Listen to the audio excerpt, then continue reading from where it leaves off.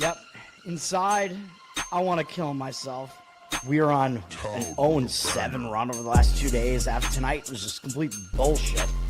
So that's how I'm going to start off this show. Horrible Sunday, 1-5. I don't even know what to tell you about that. I just don't want to do this anymore. I have never seen anything like this, man. With the slump continuing, 2 straight losses, not a good day at all. 0-4. I just have not had a good season, man. What can this slump that I'm on? The slump continues. I've reached a new peak, actually. I'm gonna burn my Bruins hat, man. I don't know what is going on with the Bruins. March 8th, is that what it is? I don't even know. It's March 9th, I think. Who even knows, man? I don't know what day it is anymore. I don't even know what day it is anymore, man. Back with you after the worst day that I could possibly have. Back with you, as I always am. Until I die, at least. 0-2 yesterday, and yesterday did not go well for me. 0-5. The worst month that I've ever had in my 18 years doing this. I don't know what to even tell you about this anymore. Broke the slump yesterday as the slump discontinues. The slump continues. Somebody fucking kill me, please. I don't even know what I should do at this point other than potentially end it all.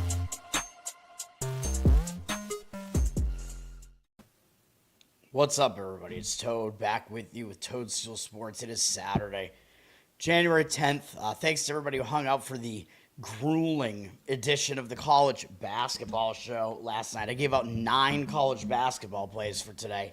It's a huge board.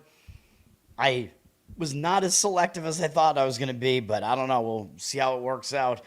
I know it's high volume, so there is some risk if it goes really haywire, which has happened before, but hopefully we get it done. I'm going to add 2 more plays on this show. I'm skipping NBA. I have 1 hockey play, even though it's a big hockey board. I don't love it. And I have a couple other opinions in hockey that I'll mention, and then I do have an NFL play as well. My favorite play of the NFL Wild Card round is today, so that's going to be a play as well. You probably already know what it is, knowing me, so that's what we're going to do. Mr. Pinsey, what's up? Thanks for hanging out. The Toad. I like it. All right, there we go. Toad Stool. Charles, what's up?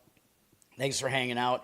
We had a winning day on the show yesterday, 3-1. It probably should have been 4-0. Mount St. Mary's got the job done. It was a close game in the Mount St. Mary's one, but whether you went money line, pick 'em, whatever, or you laid a small favorite price with them, they won in every way. I think they won by about 7, but whatever. It was a close game down the stretch, man. I think they probably got some intentional fouls at the end that pushed the lead a little bit, but they got the job done. USC was basically, I think it was a wire-to-wire cover for USC, if I'm not mistaken. I was complaining about it because it went into overtime, and USC was obviously the right side. They were winning the game outright for a lot of the game, including the stretch run. They had the lead really late in the game, and then in the final minute or so, I think they were down by 1 point. I'm like, oh, God, here we go. It winds up going into overtime, which is where underdogs and unders go to die. And I'm like, oh, God, this is bad. But I believe they still won the game outright. So we got the win with USC anyway, still outright win as well. Again, I always recommend when you have an underdog, sprinkle on the money line, man, especially a dog of 4 points. That's a close line. And especially that game, because I thought the line was just off. I thought there was definitely value on USC. Decent chance for them to win outright there. Better team. That one, yeah, you definitely should be putting 10% of that one on the money line. And then we did win on the Atlanta Hawks as well. They had a good late portion of the game, and they pulled away in that game. That was an easy win as well. And then the Houston Rockets were the assholes of the night, the night's biggest losers, as they took a while to get it going, but then they had a huge lead in the fourth quarter. I think they were up 13 in the middle of the fourth quarter, so they have no excuse for not putting that game away. I don't know what they did in that game. They actually wound up losing the game, I'm pretty sure, outright. I don't know what the fuck is going on with the Houston Rockets, but whatever. We'll move on to today. College basketball analysis was all in that huge show from last night. I'm getting it up on my Instagram right now as well. I think I've done all the videos for the Instagram, but I got to put out the last 4 of them. But that's the 7 p.m. slate games onward, so I wasn't as worried about getting those out right away. I'll rehash all of those. I'll I'll just tell you what those plays are again at the end of the show, like I usually do, and might do a final market read there. Hopefully, this show won't be too long here. What do you mean? Wait, what do you mean 11 points, 8 minutes into the fourth? What? Wait, what? What are we talking about? That's how much they scored in the fourth quarter up to that point? What are we talking about? Yeah, well, the Rockets had the big lead. I know they had a big lead in the middle of the fourth quarter. Man. So, I don't know. I think I probably had the right side in that one. I've not looked at the box score yet. I usually don't look at the box score until the next game. And then college basketball, a lot of times I'm not even looking at the box score. I'm just looking at situations or whatever. But I did dig into those box scores and saw some things, and that led to me adding Cal State Northridge, even though I knew the situation. But that box score kind of put me over the edge on that one. Yeah, so, right, in the first 8 minutes of the fourth quarter, they had 11 points in the fourth quarter. That's ridiculous. All right. NHL is going to be the biggest portion of the show today. There's a huge NHL board today. 3 teams that played yesterday are playing today as well. So I think every team might be playing. Is it a super hockey day? I don't know. No, I don't think it is. There are 14 games, though, so I think most teams are playing. ABC has this original 6 matchup between the New York Rangers and my Boston Bruins in Boston at 1 p.m. Eastern. So this is the afternoon hockey game here. The Rangers are coming into this off a 5-2 loss at home against Buffalo. Oh, the Rangers lost at home again. What else is new? Now they're going out on the road where we know the Rangers are better as a road team. Coming off a 5-2 loss, probably a positive spot here. So I think they will show up, unfortunately. The Bruins probably will show up as well. The Bruins are coming off a win, though, over Calgary, but I don't know if that's going to, I don't think that win puts you in, letdown territory or anything like that. I don't think they're going to overlook the Rangers here. There is still kind of a rivalry here, Boston, New York. The Bruins, that was, interestingly, in a return home spot, they did get the win, which usually I think that's a distracted spot. And interestingly, yeah, they got the win, which is a little bit of quick revenge against Calgary as well. I would slightly lean to the Rangers in this one just because of their ability to win on the road. And they're coming off an ugly loss versus the Bruins coming off a win at the very least. The money seems to basically agree with that. The Bruins have dropped from -130 to -125. 70% of the tickets and 76% of the cash on the Rangers. Rangers might wind up being kind of a public underdog side as well, though. But that would be my slight opinion in that one. Calgary is at Pittsburgh. I lean to Calgary in this one. I'm still of the opinion that Pittsburgh is not as good as they look on this recent run. Again, I think there's a lot of recency bias here. We have a lot of teams that are on losing streaks playing today, though, and Calgary is one of them. They've lost 4 games in a row, and they've lost the last 3 games by a combined score of 13-3, so they are not playing well right now, but they might bounce back finally. I mean, they're going to try to get a win on this road trip because they don't have one yet. Getting embarrassed 3 games in a row, probably something that's going to motivate you a little bit. So I think they're going to show up for this game against Pittsburgh, although it is a 3rd game in 4 days, all in different cities. 4th game in 6 days as well, all in different cities. So a little bit of a concern with a tightly packed schedule there. Pittsburgh is the more rested team because they did have 3 days off before the New Jersey game, which I thought that was going to break their momentum, and it didn't. They beat New Jersey, but they do play Boston tomorrow. I don't know. Maybe that's going to attract more of their attention than Calgary will just because it's an Eastern Conference team. Tampa is their next opponent after that. I could see Pittsburgh overlooking Calgary here. New Jersey, I don't know if beating New Jersey puts you in a letdown spot at this point because they haven't been playing well, but I think I lean to Calgary in this one. It's the 2 streaks going in opposite directions here, and I think it might be a streak ender for both teams in this one. The money seems to agree with that. Pittsburgh, 94% of the tickets and only 60% of the cash, so they are public with a lot less of the money on them. They initially went up on the money line from -140 to -153, so you're getting a decent money line price as the dog out on Calgary there. And you could do a split bet, which my one play today is going to be a split bet, partially on the puck line, partially on the money line. Columbus is at Colorado. Wait, what? Oh, shit. Oh, sorry, man. I apologize. I apologize. All right. Hopefully that wasn't too bad there. But there are those market reads that I was talking about. Easier to visualize it there. You can see the cash percentage on the Rangers. There's the Pittsburgh one that I just talked about. Man, I'm so out of it this morning. No sleep at all.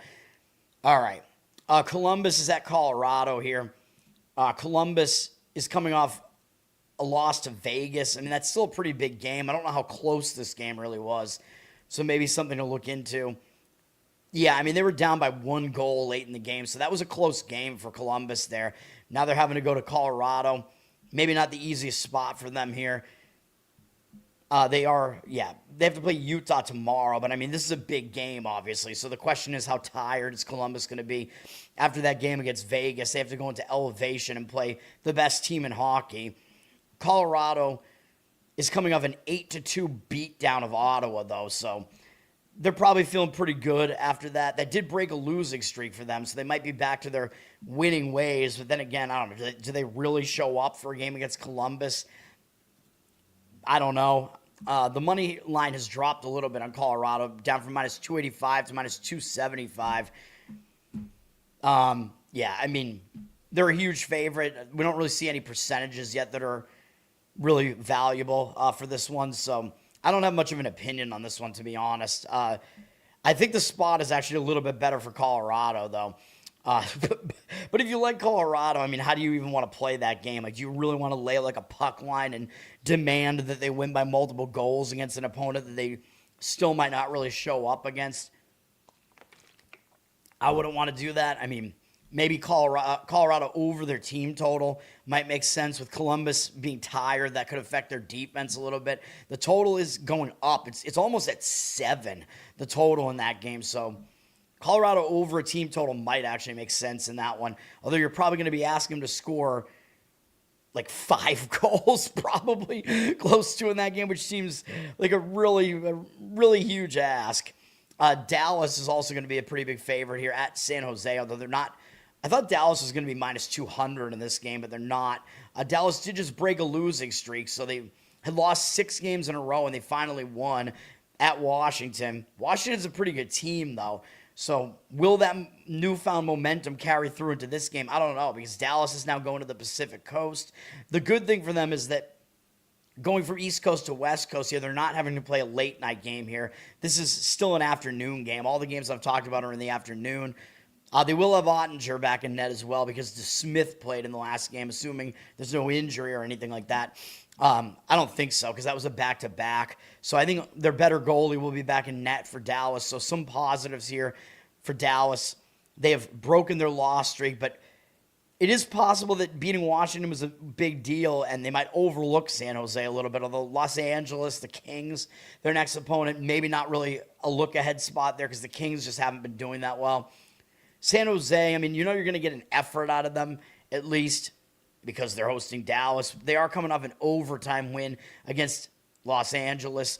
San Jose's staying in the Pacific time zone, and they've had multiple days off as well. I don't know if you have to worry about that breaking their momentum. They've won 2 games in a row, but I think you know they're going to show up for a game against Dallas. So I think the spot is a little bit better for San Jose. The travel spot is better for them, so I probably lean that way. The money looks like it agrees with that. Dallas down from minus 177 to minus 160 now on the money line. 61% of the tickets are on Dallas, 63% of the cash on San Jose. So it looks like it might be a pros versus Joes situation there with the actual money on the Sharks. I don't disagree with it, so not a strong opinion, though. Anaheim at Buffalo. If I was going to add another play to my card, I think it would be this game, and it would be Anaheim to break their long losing streak here. They've lost 8 games in a row. Now, normally when you look at this, you see, oh, they just played Carolina, and they played Dallas next. You're going to be thinking this is a sandwich spot, but I don't think it is, because Buffalo's been playing really well. Anaheim needs a win desperately here, so I think you know you're going to get an effort out of them. They're going to have to crack down defensively. I don't know what's going on with Anaheim right now. They've allowed 5 or more goals in all but one of the recent games, going all the way back through Saturday, December 27th. And in the other one, they gave up 4 goals. Something's got to give here, man. They got to start playing better defensively.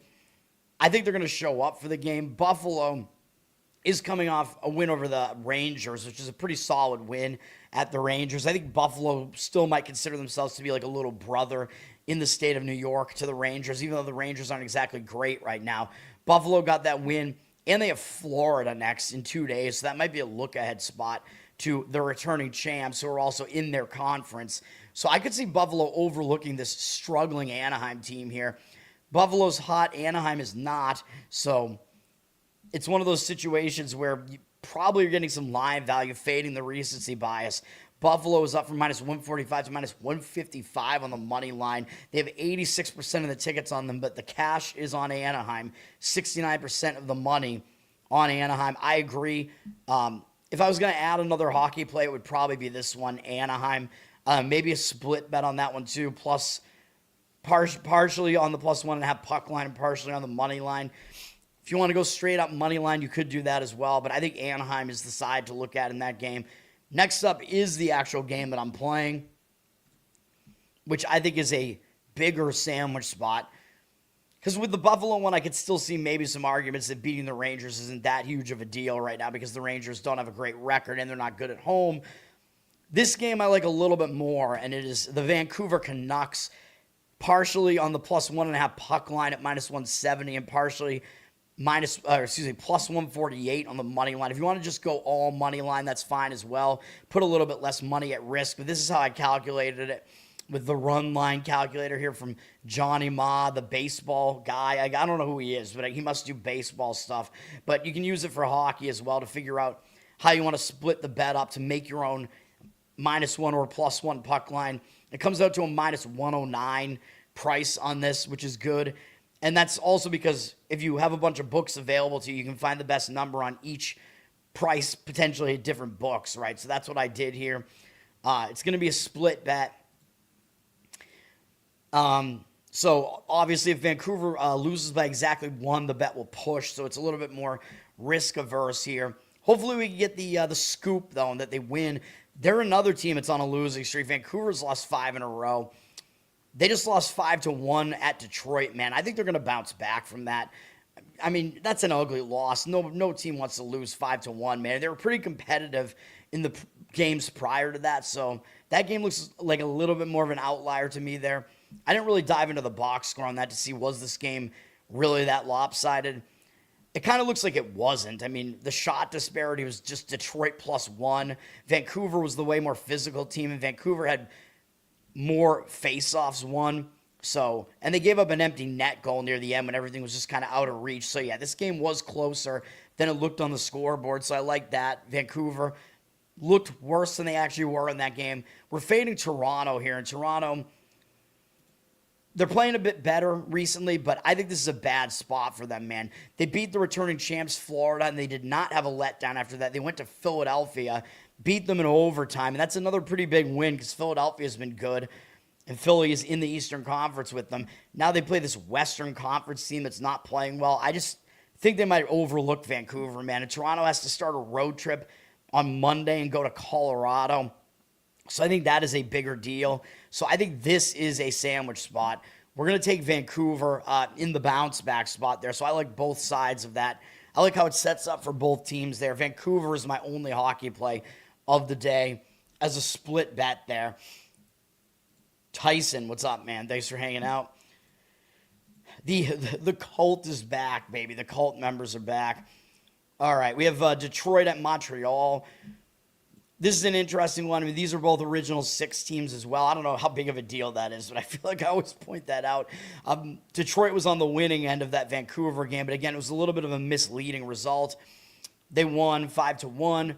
They're going to Montreal here. Montreal I believe, yeah, they had a win as well. I was going to say they beat Florida 6-2. So both teams are off pretty good-looking wins here, but I think Montreal's was more significant. Beating Florida 6-2, beating Vancouver, nobody gives a shit about that. So I think Montreal is more prone to maybe being in a little bit of a letdown here, although I think both teams will show up. But I would slightly lean to Detroit in this one, and I know the money disagrees with me on this one. Detroit is public, 83% of the tickets and cash on them, and Montreal has kind of reverse line moved against that, up from -130 to -143. So the market read is saying Montreal, but I don't quite understand it. Other than the fact that, like I said, Detroit looked better than they actually were in that Vancouver game. So there is maybe that angle to consider as far as Montreal. But I think Montreal's off the more significant win, though.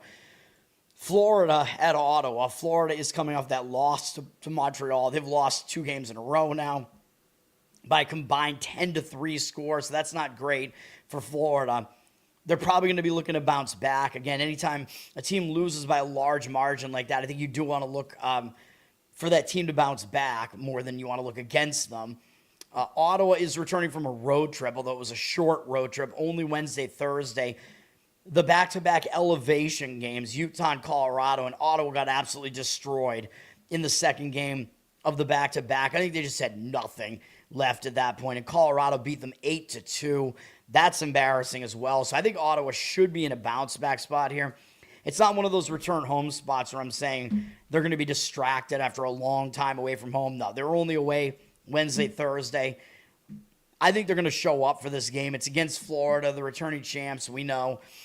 So this game, it's like, which team is in the greater bounce-back spot is really the question here. And the money is coming in on Ottawa for what it's worth. They dropped from -115 to -112 on the money line, but we have 87% of the money on them, and the ticket's 50-50, evenly split. So I won't disagree with the market in that one. I think Ottawa's off the more embarrassing performance, so I think Ottawa might be an okay side to look at in that one, but I don't have a strong opinion there. Tampa Bay is at Philadelphia. Tampa Bay is coming off a huge win against Colorado, man. Tampa Bay is on fire right now. They've won 8 games in a row. Huge win against Colorado. Now they've had 3 days off, and that might be a problem because I always talk about this when you have a long win streak like this. The last thing you want to do is stop playing for an extended period of time because it can hurt your momentum.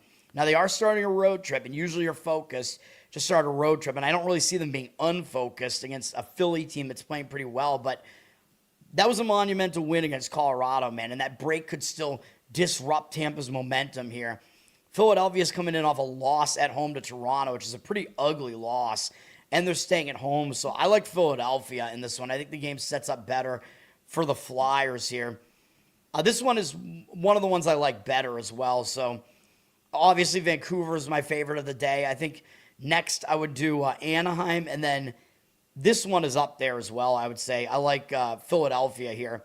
Where was I looking? Yeah, Tampa Bay has gone up on the money line, though, from -140 to -152.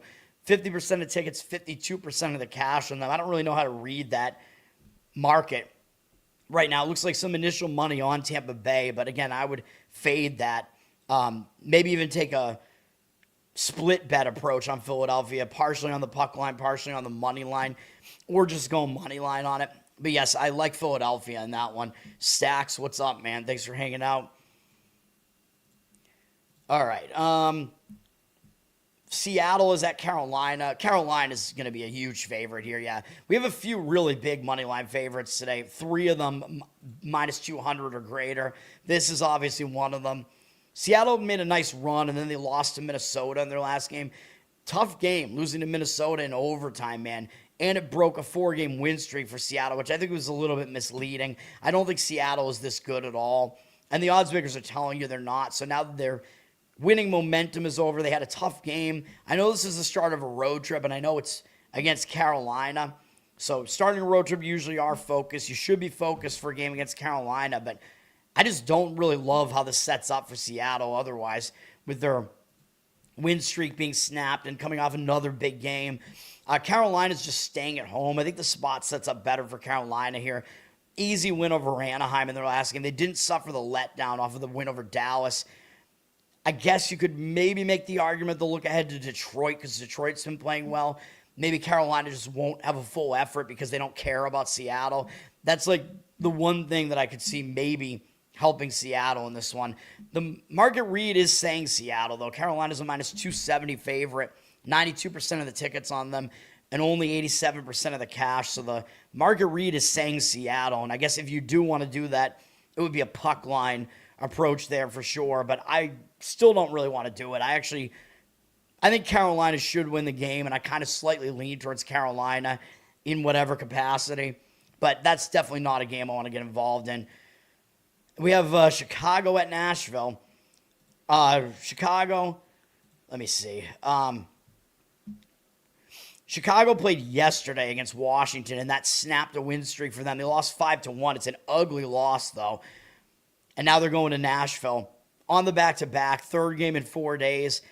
I think they will show up, though, because these two teams don't like each other. I know Chicago plays Edmonton next, but I think this is a big game against Nashville. And they did lose to Nashville back on November 28th. They lost at home 4-3 to them. So last time they played, I think that was the last time they played them, they lost. So maybe something to consider. It's a little bit of a quick revenge angle or a quick adjustment angle, if you want to call it that. So there are some positives, some negatives that I see for Chicago here. For Nashville, the Nashville sex offenders, they're coming into this game with a big win over the Islanders. And I thought that was a bad spot for Nashville. They were returning home from a road trip. They got the win in a shootout against the Islanders 2 days ago. Now they are staying at home, but they might have more of a tendency to actually overlook Chicago. I know part of my handicap is that they might look ahead to Chicago there because it is a rivalry, but I don't know, man. They have Washington and Edmonton, Colorado and Vegas all up next in their next 4 games. You could make the argument this is a sandwich spot here. So overall in this game, I slightly lean towards Chicago. The money seems to agree. Minus 200. Nashville's actually up to minus 204 now on the money line. 50% of the tickets and 90% of the cash on Chicago, though. I agree with that one. I think that would be a puck line approach in that one if you wanted to do it that way. That would probably be the way that I would go in that one. I was thinking there was a game. Columbus, Colorado, by the way. I had some thought about that game that an over kind of made sense in that game too. I don't remember why I was thinking that, though, because I was thinking, this game might be an over, but I don't know. I think maybe I was just thinking, why? Like, that total is just so high, man. I don't know. I'm getting sidetracked here. All right. But yes, in that game, Chicago puck line is probably my lean in that one. Islanders are at Minnesota. The Islanders just took that loss in a shootout to Nashville. Not a great game for the Islanders, so they might bounce back. Maybe they were even looking ahead to Minnesota because Minnesota's a good team. So I think you might see the Islanders show up here. Minnesota's coming off an easy game. Well, an easy opponent to face against Seattle, but Seattle took them into overtime. So Minnesota might be in better form here. However, they're returning home from a road trip, so I don't like that. Minnesota's been on the road for a long time, since December 27th, so this is the longest road trip return that we have today. And you know me, I don't like these long road trips. I think you either have to fade the team that's returning home or you got to pass on the game, in my opinion, on the side, because these road trips can really, really hurt you, man. And you can, when you have to get back to home life, it can be a major distraction and you might overlook the game. So I think that might be a little bit of a problem for Minnesota here. I don't think they are necessarily going to overlook the Islanders, though. They have New Jersey up next. New Jersey has not been playing well. So the Islanders are an opponent that will draw more of your focus right now, and that's the issue that I have with this game. I still like the Islanders, though. I think it sets up better for the Islanders in this one. It's still you're fading the team returning home from a road trip, which I would never really disagree with doing that. The money agrees on this one. Minnesota down from minus 175 to minus 170. 62% of the tickets on them and 89% of the money on the Islanders. So there's a pros versus Joes split in this one, it looks like. I agree with it. I would lean to the Islanders as well in that one. This one I would probably put like maybe 4th in my rankings out of all these NHL games here. I like it, but I don't like it as much as some of the other ones that I talked about. Kings and Edmonton. Kings just lost to Winnipeg 5-1, although that was yesterday. So the Kings are on a back-to-back, and they're playing a third game in 4 days, all in different cities. But anytime you lose 5-1, I think you're going to try to bounce back from that, man. So I think the spot might be okay for the Kings here. And by the way, this is a common opponent game where Edmonton just played the same opponent the day before that, Winnipeg, and they beat them 4-3. So everybody's going to be on Edmonton in this game, man. Seeing, Edmonton just beat Winnipeg. Winnipeg just destroyed the Kings. Edmonton's the better team. It looks so easy to play Edmonton here. Edmonton is coming back from Winnipeg. It was only a single-game road trip. But now they have this game, and then they go back out on the road Now, we know the Kings are better on the road, by the way. 11-6-5 on the road, not horrible. Edmonton is good at home, though, 11-5-3. But if I was going to play this game, I would be on the LA Kings here, man. Although I know Edmonton's next opponent is not really that much cause for look ahead here. Who are they playing next? I forget. I just saw it, too. Yeah, it's Chicago. I don't think that's really a look ahead there. But all that being said, yeah, I think I would lean to the Kings in this one. The money agrees on this one, too. It looks like a strong market read on this one, too. Pros versus Joes, potentially. Edmonton up to -175 on the money line. 57% of the tickets on them and 85% of the cash on the Kings. So that's a big split there in that one as well, as far as we see on the percentages there. By the way, I know I didn't talk about the percentages in the Vancouver game that I'm on, although we see them now, by the way. So Toronto dropped from -170 to -153 on the money line in that one. 95% of the tickets and only 62% of the cash. So the money does look like it's agreeing with me on Vancouver in that one. And then we finish it off with another huge favorite, St. Louis at Vegas. Vegas might be an even bigger favorite here because St. Louis played yesterday, so they're the other team that's on a back-to-back, the last of the three. They're playing a third game in 4 days, all in different cities. Not easy to do. Coming down out of elevation, they lost at Utah yesterday, 4-2. Ideally, St. Louis is going to try to show up, man, and try to salvage a game on this road trip and not go 0-3 on the road trip. They should show up, at least mentally, for a game against Vegas, but it's a tough travel spot for St. Louis, man, and tough lack of rest spot there. Vegas has won 2 in a row at home. They just beat Columbus. Who cares?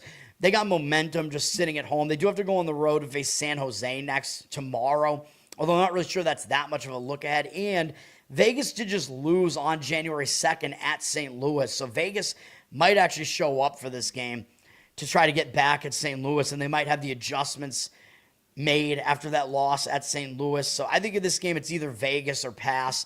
The money's disagreeing on that. Vegas did go up to -256 on the money line, but 91% of the tickets on them and 83% of the cash on St. Louis. So that looks like a pros versus Joes split where the market read is saying the Blues, but I actually disagree with that one. It would probably be a puck line play for me on the Golden Knights if I was going to do anything with that. All right, we have NBA. We have one afternoon game in the NBA and then 5 evening games, 5 night games. Minnesota at Cleveland round 2, or Minnesota-Cleveland round 2, because the first one of these games was at Minnesota. So this is maybe a zigzag scenario here. Minnesota just beat Cleveland in Minnesota by 9. I thought Cleveland was the right side in that game. I was not correct. Now Minnesota's won 4 games in a row, but now they play Cleveland again. Weird single-game road trip, and then Minnesota does have San Antonio next. So after they already beat Cleveland once, Minnesota might look ahead to San Antonio, man. And I can tell you right now, Minnesota does seem to be not throwing their full effort at this game because Anthony Edwards is being rested in this game, so he's not playing in this game. And I know there were injury questions around him in the last game, although he did play. Even though he wasn't their high scorer, he played in the game against Cleveland in the last game. So a lot of things to consider here, man. And Cleveland is, of course, coming off of that loss, so I expect Cleveland to be focused in the zigzag scenario. So it should be Cleveland that should be the team that will make adjustments here against Minnesota.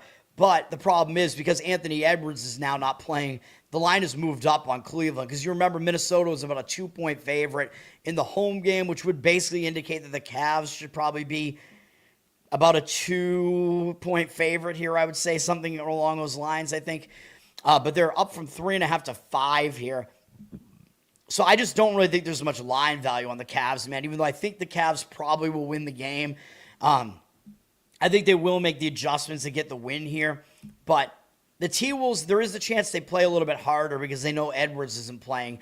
But again, the fact that they're resting him makes it seem like they're like, all right, we got our job done. We beat the Cavs once. Let's focus on San Antonio next year. We will see. The money is coming in on the Cavs, 79% of the tickets, 95% of the cash on them. If you forced me to give you a lean on that one, I would still lean to Cleveland, but I think there's pretty much no line value there. And I'm not playing any of these NBA games today. Miami is at Indiana. Miami has had an extra break because of, you guys were talking about this when I was doing my show with Clint. What the hell happened in this game?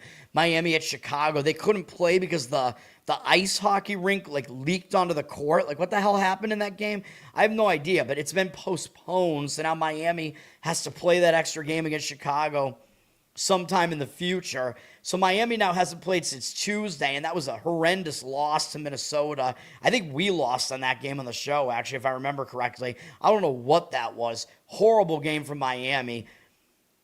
And I don't necessarily know that Miami bounces back. I mean, I know usually it's a good thing when you have extra time off to fix what went wrong in that loss. Like if you went into that extended break on a losing note, you do want to fix that stuff. But the problem is they play Oklahoma City tomorrow, man. And they just beat this Indiana team on December 27th by whatever that is, 26 points, 142 to 116. So they housed Indiana in Miami. So it's still possible they just look right past Indiana here. So I actually still lean to Indiana in this game, despite Miami having that extra rest to try to fix some things.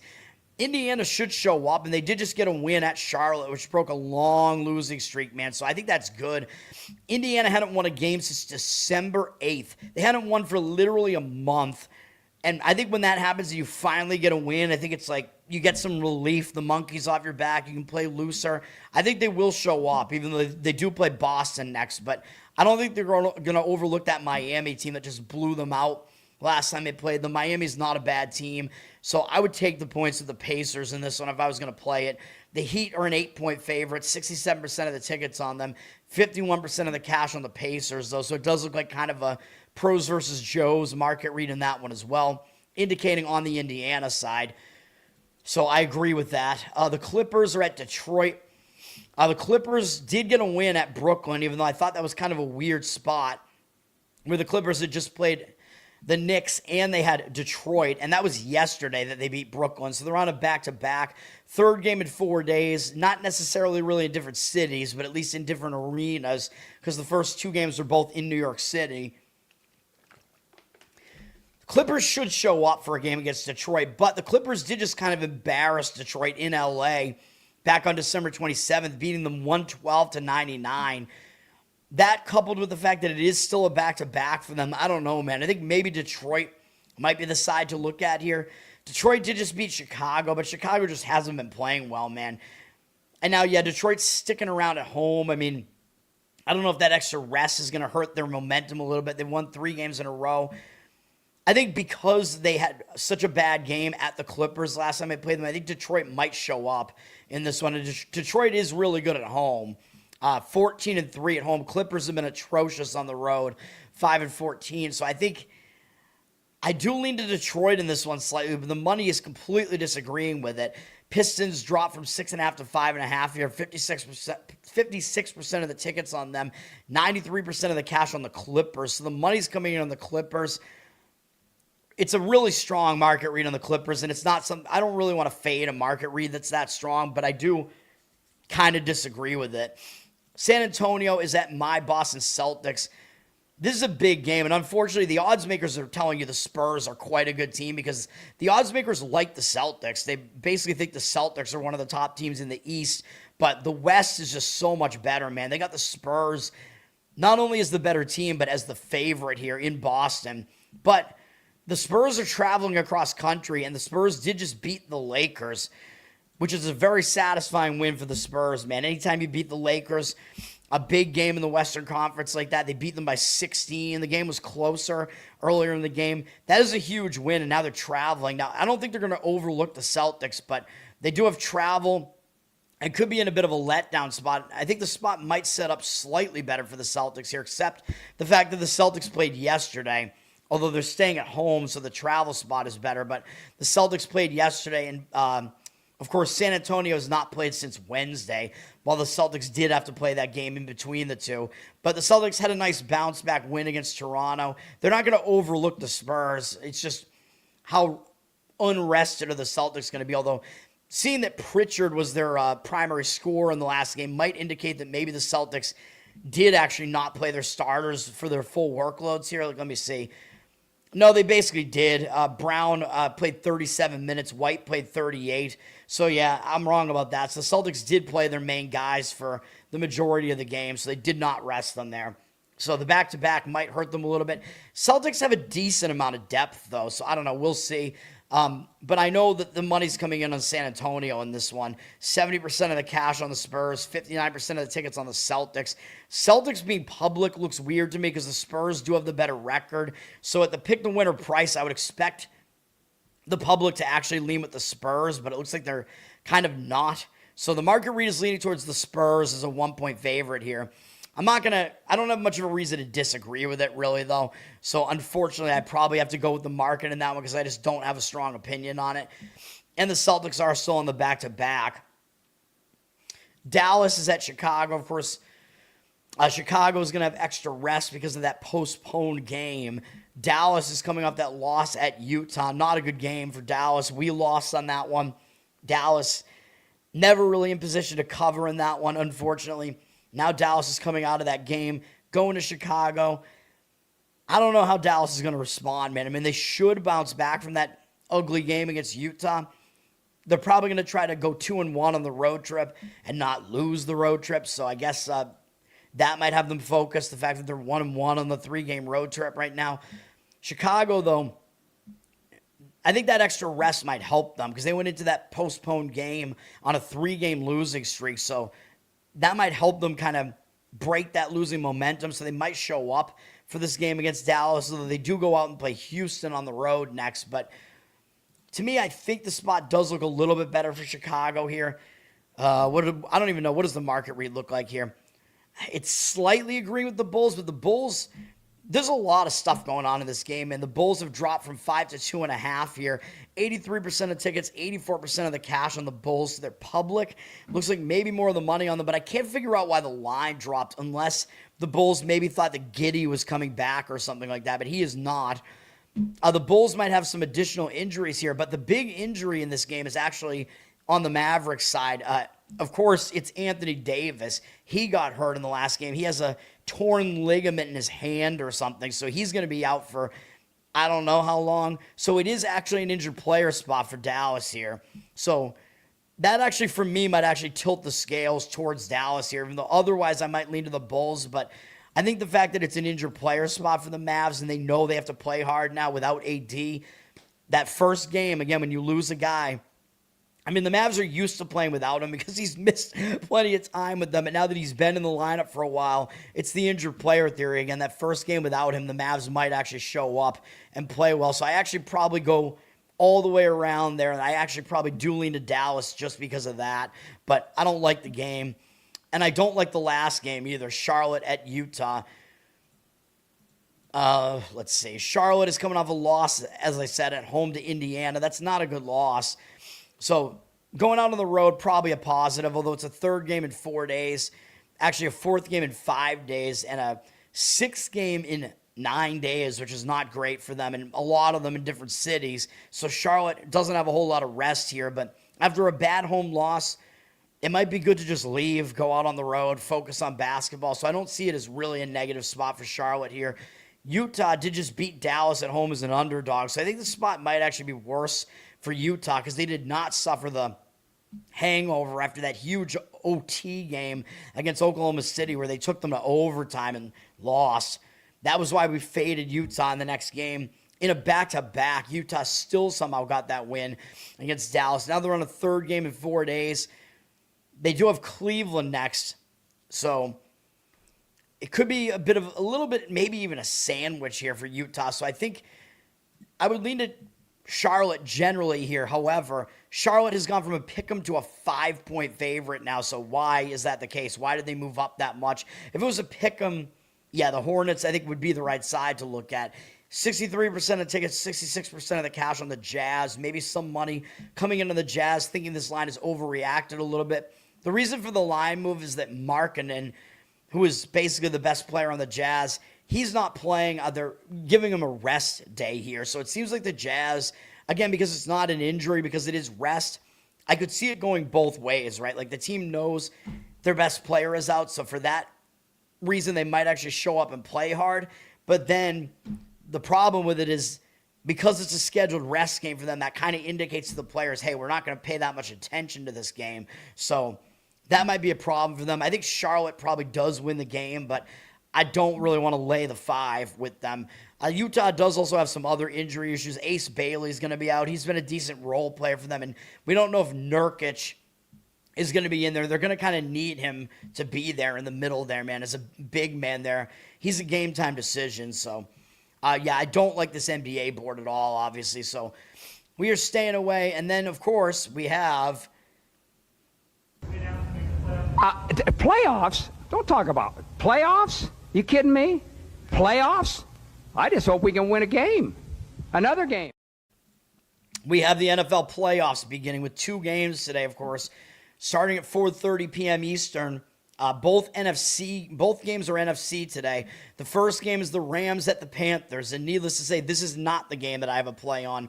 If you watched my show with Clint where we broke down everything, I gave out some interesting stats, man. I don't know if I did in my bracket special or not, but I will give out some wild stats on many of the games in the playoffs.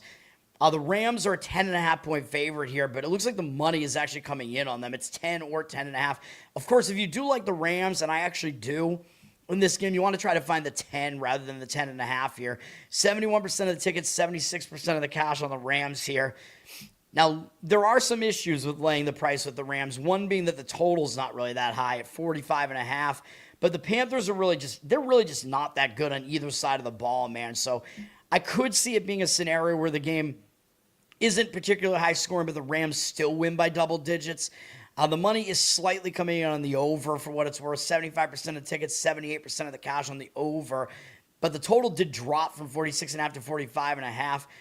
And mostly it seems like kind of public money on the over. So I don't know. I mean, the money, for me, the market read almost looks a little bit under-ish. But I don't have a good feel for the total, except for the fact that the previous time the Rams played at the Panthers, which was not that long ago. So we do have a data point here where this is a rematch of a game that happened not that long ago in the same location. And in that game, the game went over. I believe the Panthers won that game 31-28 or 31-27, something like that. So that game it was a high-scoring final. So if people are going to look at that, they're going to think, oh my God, 45 is so low. Like, let's go over, right? But I would lean against that sentiment. Like, people looking at that previous game might draw the wrong conclusions. I think the Rams' defense is going to be better in this game. I do not think the Panthers are going to top 30 in this one, man. So another way to look at this game, you could actually go Panthers under their team total, which looks insane because they scored 30 whatever against the Rams the last time here. But the Panthers' team total in this game, I think it's like 17. If you can get it at under 17 or 17.5, of course, 17 is a key number.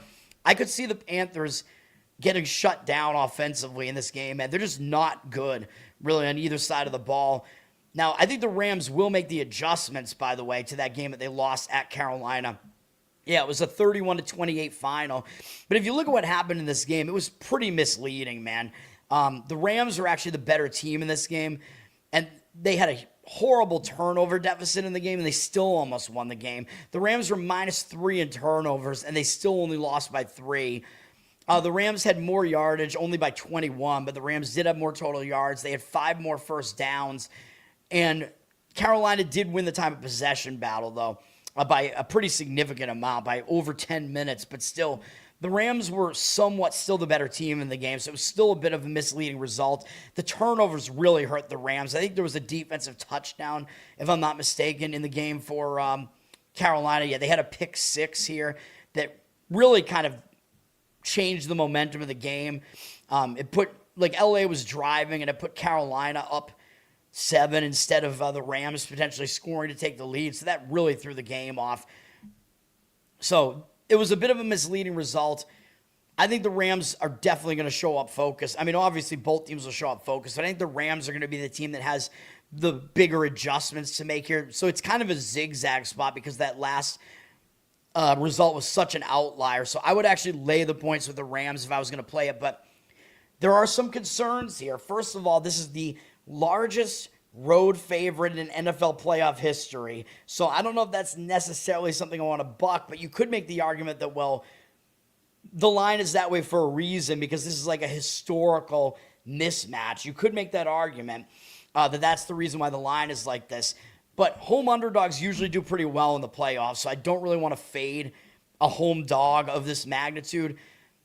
Carolina, now it is interesting. Carolina was really awful this season. Like, they're clearly the worst team in the playoff field. They were minus 67 point differential, which is atrocious. So that means teams scored 67 more points against them than they scored against their opponents. That is awful. It is, as I talked about this with Clint, it is the third worst point differential for a playoff team in NFL history. The only two that were worse were the 2010 Seattle Seahawks, where they were a team that got into the playoffs because they won their awful division and they were below 500 and everybody was making fun of them. And their point differential that year was like minus 80 something. And then the other one I think was in the minus 70s, and it was the Tim Tebow Denver Broncos. And both those teams were big underdogs at home. However, both of those teams won their playoff games. So it's some weird history, man, where these teams that have had the worst point differentials going into the playoffs, it's like they get extra motivated, right? So that's the thing. Like, Carolina kind of is that team where I use this as an angle a lot in the playoffs. I always look at that team. Like, the first thing that I do when the playoff field comes out is, who is that team that won that worst division in football that everybody's saying shouldn't even be in the playoffs? And that everybody said, like, oh, every team wants to play them, right? Like, everybody was probably saying, oh, LA wants to get the 5 seed, right? Because that means they get to play Carolina. Like, everybody was saying, yeah, everybody wants the 5 seed so that they can play Carolina and get an easy win, right? So you do hear that all the time. So that does motivate that home team. And I think that's part of the reason why those other two teams that I just mentioned did win. With the Marshawn Lynch beast-quake run in the Seattle game, which I believe was against the New Orleans Saints, if I remember correctly. And then the Tim Tebow one was, of course, against Pittsburgh. And that was that ridiculous game where I remember Tim Tebow just had some crazy pass over the middle, and then they wound up winning in overtime or something like that.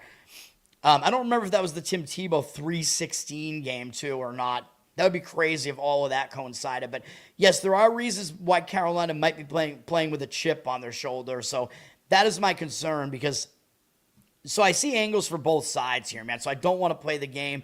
But if you force me to give you a lean, I lean to the Rams. I think the Rams obviously should get out of this with a win. The Rams are possibly the best team in the NFL, so I don't see them losing the game. The cover is a little bit of a different story. I still kind of lean towards them covering and winning by that margin, but there's no way that I could do that. I can't really recommend either side here, man.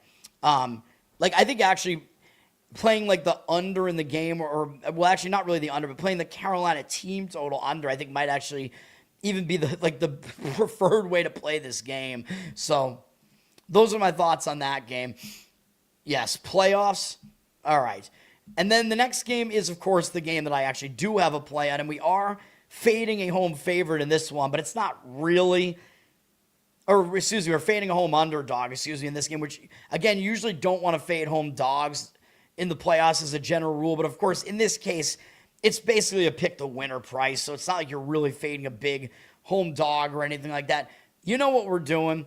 We're going right back to the well. We're taking Green Bay here, and I believe I did not have Green Bay as a play in either of their first two games against Chicago, but I had them as leans, and I used them as picks, I think, in my, pick-ems and whatever. I don't know if I used them I don't think I used either of them in my pick fives, but my contests. But I like Green Bay here, man. I mean, this is basically where the rubber meets the road here.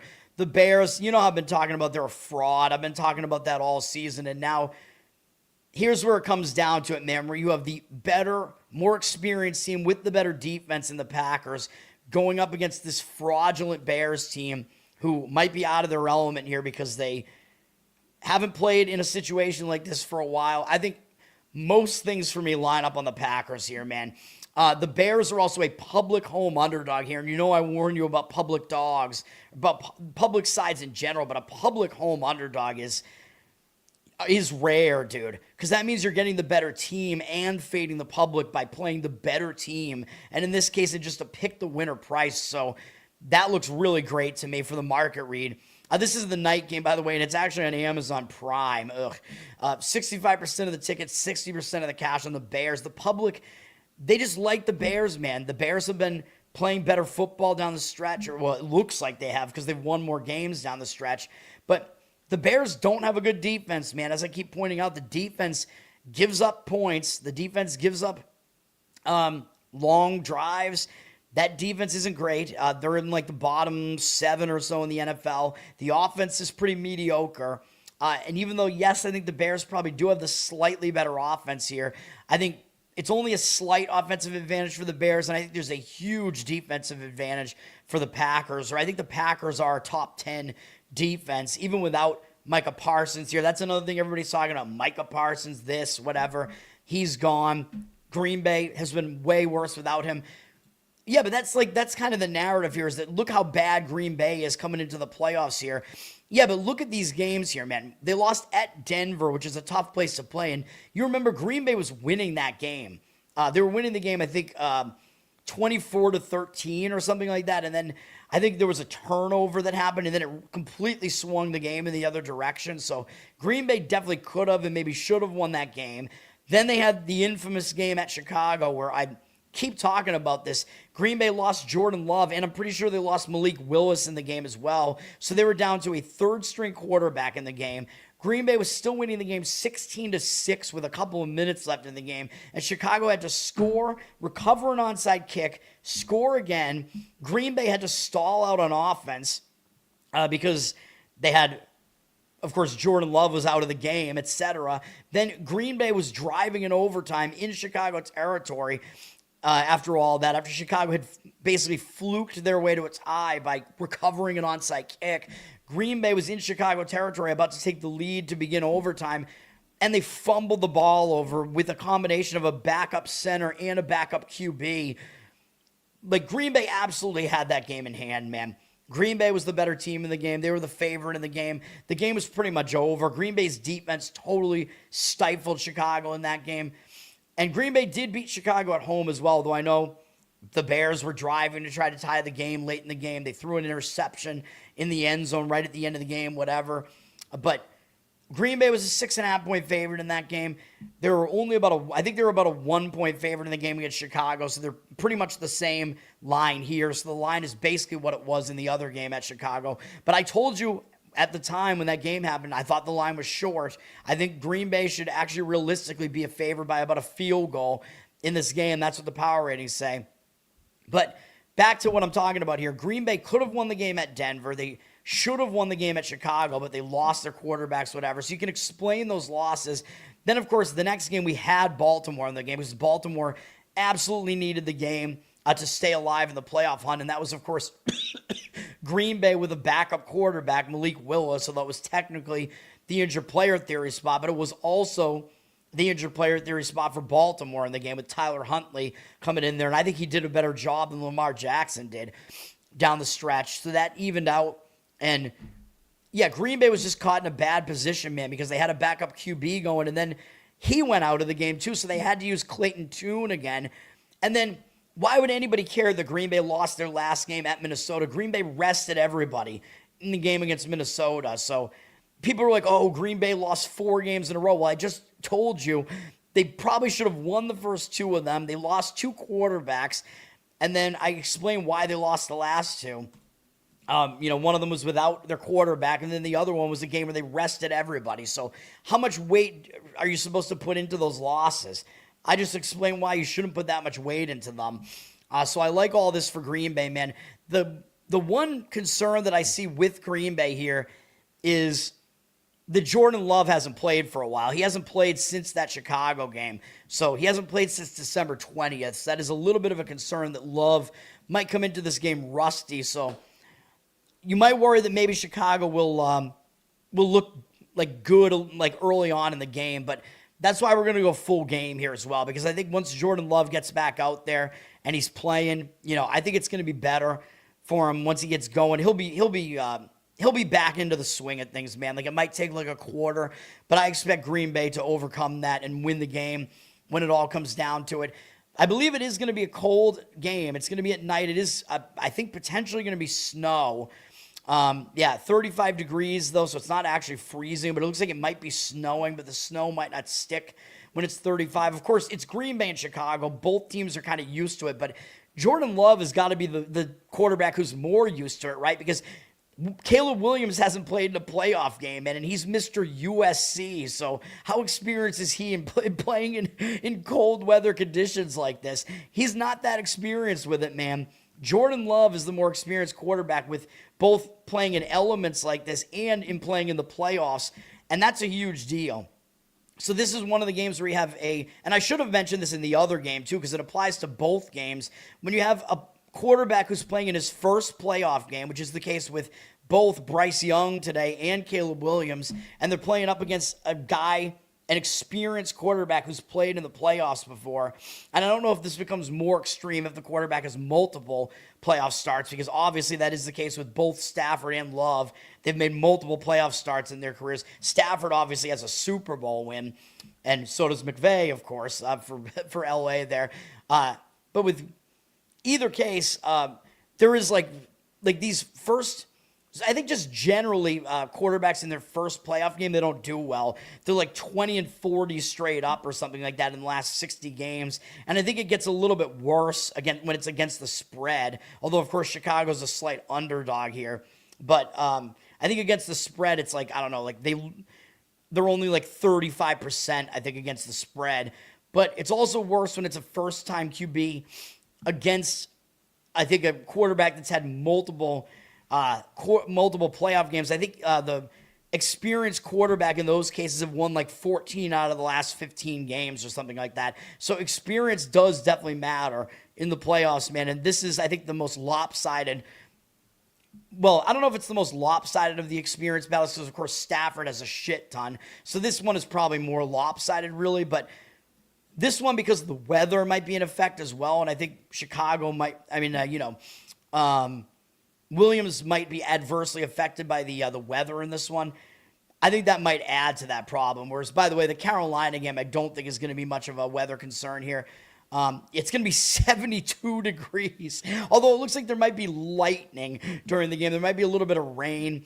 Rain, I don't think is a big deal, by the way, even though rain is going to knock the total down a little bit. So sometimes when there's rain, the total over-adjusts. But in that Carolina game, I don't think it really over-adjusted. Rain, like I said, the offenses usually do fine in rain still. It's actually wind that you need to be worried about that affects offenses. Wind and heavy snow affect offenses, but light snow and rain, not really. Those actually cause the defense to kind of slip on the surface, where the offense, they know what route they're running, you know what I mean? So it actually helps the offense, and this applies to the light snow that might happen in this game. The offense might have a little bit of an advantage because of it, where the defense doesn't know what the route is going to be, so they might slip more often because they don't know how to react to it. But, I guess we're talking total now, so I guess I'll mention the total. 53% of the tickets, 67% of the cash on the over. In this one, the total did drop from 46.5 to 44.5, and I think maybe some of that money coming in on the over is because they think that over-adjusted because of the snow. And I wouldn't disagree. I think the total may be over-adjusted a little bit just because of the snow. It's going to be light snow. I don't really think it's going to affect the offense as much in this game. So I would agree with that. But I think if you like the Packers, you probably like the under as well, though. So those things kind of conflict with each other. Because obviously, I think if you like the Packers because they're the better defense, I think the under makes more sense. Whereas Bears are kind of correlated to an over here. So just some thoughts on the total there, which are conflicting thoughts here. But obviously, I like the side. We're gonna go with Green Bay here. It's Jordan Love time, baby. And Jordan Love, he's not gonna be intimidated, man. I mean, we saw what he did. I think in his first playoff game, he won in an upset at Dallas. So he is playoff road tested. And then remember, they almost beat San Francisco on the road in a game, which I think was against San Francisco as like the best team in the NFC that year. So Jordan Love is road tested in the playoffs, man. So let's get it. Let's get Jordan Love. Playoff Jordan Love, man. Maybe he's like Eli Manning, where he just doesn't look good in the regular season, but then he just comes out and plays really well in the playoffs, even though I know they didn't win the Super Bowl or anything like that. But let's get it, man. I think Green Bay gets the game. They're the better team. Everything else is just noise, whatever. We're fading the public with it as well. Green Bay is the play, and that's going to do it, man. Once again, all my plays today, we got a ton of college basketball. We're laying the points with NC State. And by the way, I looked this morning, and actually, let's do the final market read on this. Most of these games didn't move, by the way, so from what I saw. So let's see. NC State, this did move a little bit, by the way, but the money looks like it kind of is coming back on NC State now, even though they kind of look like a public side. So we're laying it with NC State. We're taking the points with LSU. That looks good as well. The public is fading Vandy in this. So you can get a little bit of a better line on this one now, by the way. The public is on Vandy and less of the money is on them. So the market read lines up with my thoughts on that game. We're on Xavier, plus the 1.5. Looks like you can get a better number on that too. The money's coming in on Providence in that one, which I don't get at all. I think the spot is abysmal for Providence in that game. So I have no clue why the market is going against us there. But you can get a better number on Providence there, on Xavier there. I like Xavier in that one. Georgetown plus the points is another play that we have. Money is coming in on Georgetown. It looks like the market does agree with me on that one. So I like seeing the market agreement with me, man. And that line is about the same as where it was last night. Houston Christian plus the points. Don't really see a market read on this yet, although the line did go down slightly. So percentages are not showing yet. Colorado plus the points. We don't really see the percentages on this yet, although the line did drop slightly. Cal State Northridge plus the 1.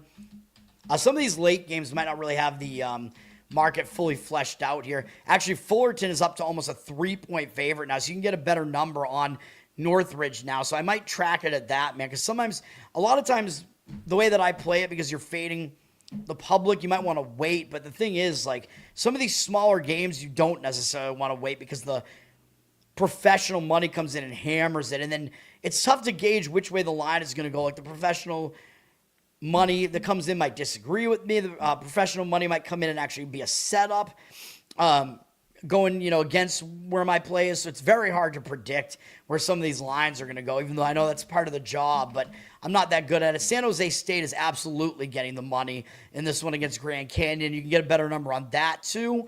Wyoming plus the points. That one, the market read is against me with the cash percentage on Nevada. I don't get it. I don't know why, and that's going to do it, man. So those are all the basketball plays. Then once again, we have the Vancouver Canucks split bet, partially on the puck line, partially on the money line, and we have the Green Bay Packers minus 1.5 in the NFL playoffs. That's going to do it. Kyle, what's up? Yes, thank you, sir. Sierra, yes.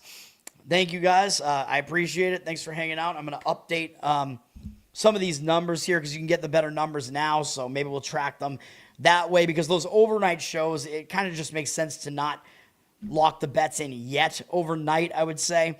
I usually like to do it in the morning. It's just I do the show overnight just because there's just too much to do. So that's going to do it. I appreciate it. Enjoy all the games today, guys.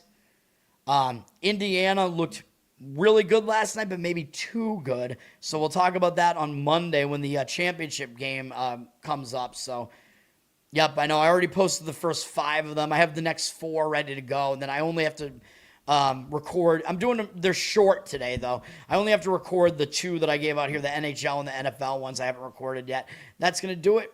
Peace, everybody. Oh, and right, Learn to Toad on Instagram, Learn to Toad on Twitter, of course. Give me a follow, subscribe, etc. Subscribe to the channel here. Give me good replies. We're on audio. Give me a good review over there on Apple and Spotify. And listen over there. That helps as well. Covered in Uke is my Uke channel on YouTube. You can check that out. Patreon.com/LearnToToad if you want to throw me some support and get some bonus Uke content. I know, Charles, I know you have a couple other ones. I'll do a Toad the Wet Sprocket song. I don't know them that well, even though I grew up while they were a thing. I'll figure out what some song of theirs to do for you, but I got to do a song for one of the other guys first. So I'm going to probably have to do that one first. I got to get that stuff done, I know. And then Losercast, of course. Go check that out, the comedy podcast that I'm on. And that will do it. Peace. Until tomorrow. And yeah, finally we don't have an NFL show on Saturday night. So finally I don't have to do anything on Saturday night. There we go, because we only have to talk about 3 playoff games tomorrow, so I can do it in the morning. Yes, that's it. All right. Peace, everybody.